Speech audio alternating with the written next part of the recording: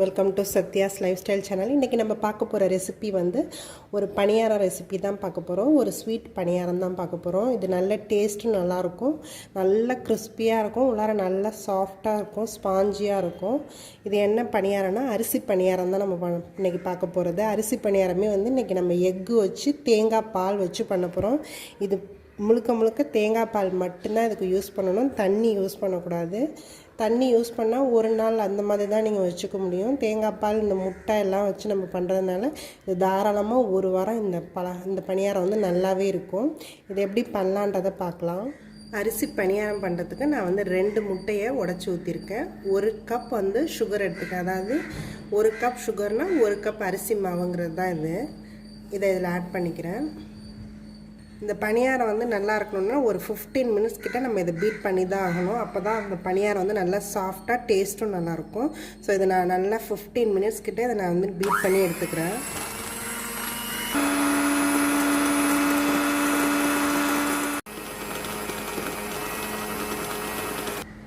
இது வந்து நல்லா ஒரு 15 மினிட்ஸ் கிட்ட நான் நல்லா பீட் பண்ணி வச்சுருக்கேன். பார்த்தோன்னே தெரியும், நல்லா நுரையெல்லாம் வந்திருக்கும்.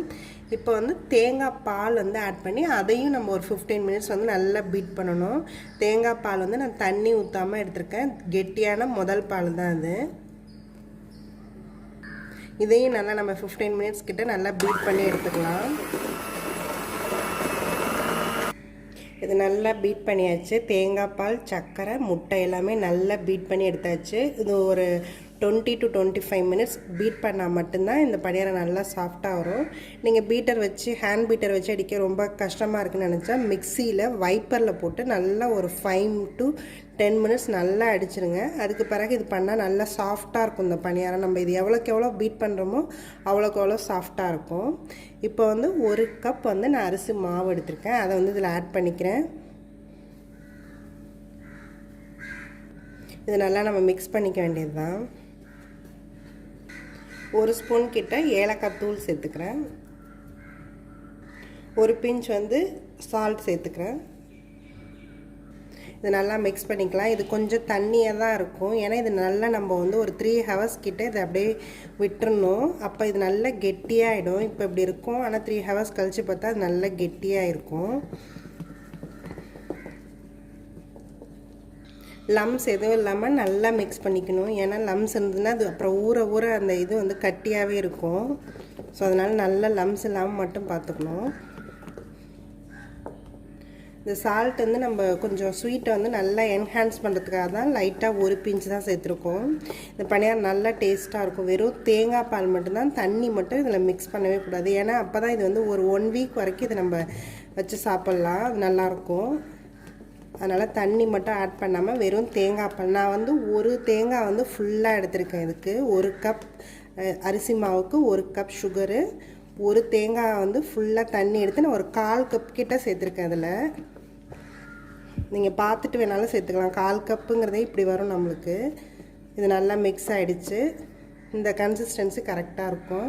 ஏன்னா இது 3 ஹவர்ஸ் கழித்து நல்லா கெட்டியாகிடும். இதை அப்படியே நம்ம ரெஸ்ட்டில் விட்டுடலாம். இது நல்லா 3 ஹவர்ஸ் ஆகிடுச்சு.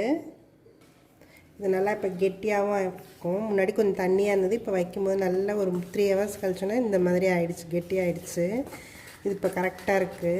ஒரு கலக்கிட்டு நம்ம இதை வந்து அப்படியே எண்ணெயில் ஒரு இதாக போட்டு பொரித்து எடுத்துக்கலாம். இது நல்லா நம்ம எண்ணெயில் பொரித்து எடுக்கிறதுக்கு முன்னாடி ஒரு தடவை நல்லா எல்லாத்தையும் மிக்ஸ் பண்ணிக்கலாம். மிக்ஸ் பண்ணிட்டு நம்ம எப்படி போண்டாலாம் போடுவோமோ அந்த மாதிரி சைஸில் போட்டு எடுக்க வேண்டியது தான். இப்போ இது ரெடி ஆகிடுச்சு. நம்ம வந்து இப்போ இதை எண்ணெயில் பொரித்து எடுத்துக்கலாம். நான் ஒரு கடாயில் நல்லா பொரித்து எடுக்கிறதுக்கு கொஞ்சம் நல்லா எண்ணெய் நிறையாவே எடுத்துக்கிறேன். இந்த பணியாரத்தை வந்து இப்போ நம்ம எண்ணெயில் சுட்டு எடுத்துக்கலாம். எண்ணெய் நல்லா ஹீட் ஆகிடுச்சு. இந்த மாதிரி கையில் எடுத்துகிட்டு சின்ன சின்னதாக நம்ம போட்டு எடுத்துக்க வேண்டியது தான்.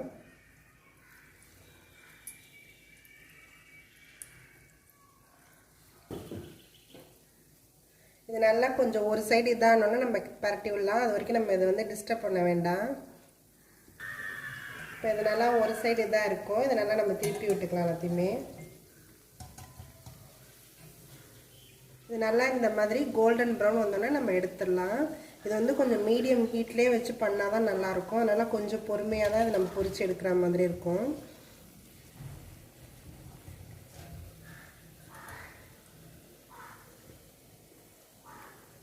இந்த பணியாரம் எல்லாமே இந்த மாதிரி லைட் ப்ரௌனில் எடுத்தால் தான் நல்லாயிருக்கும். நல்லா கோல்டன் ப்ரௌன் வந்தோடனே இதை நம்ம எடுத்துடணும்.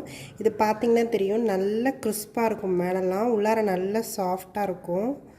இந்த அரிசி பணியாரத்தில் வந்து நல்ல ஸ்வீட், நல்லா மைல்டாக நல்லாவே இருக்கும். இது நல்லா 1 கப்புக்கு 1 கப்புங்கிறது நல்லா எனஃபாக இருக்கும். ஏன்னா தேங்காய் பால் அதில் ஒரு ஸ்வீட்னஸ் இருக்கும், எல்லாம் கலந்து நல்லாயிருக்கும். தேங்காய் பால், முட்டை, அந்த ஏலக்காய் ஸ்மெல்லாம் கிறிஸ்பியாக டேஸ்ட்டு நல்லாயிருக்கும். இதை நீங்களும் உங்கள் வீட்டில் ட்ரை பண்ணி பாருங்கள். என்னோடய வீடியோஸ் எல்லாத்தையும் பாருங்கள். மறக்காமல் எங்கள் சேனலை சப்ஸ்கிரைப் பண்ணுங்கள்.